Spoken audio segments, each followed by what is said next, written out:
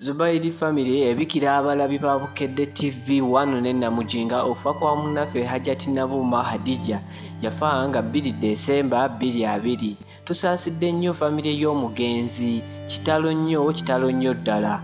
Omwoyo gw'omugenzi Katonda agulamuze kisa era tusaba musonyiwe ebyamusobako. Inna lillahi wa inna ilaihi raji'un.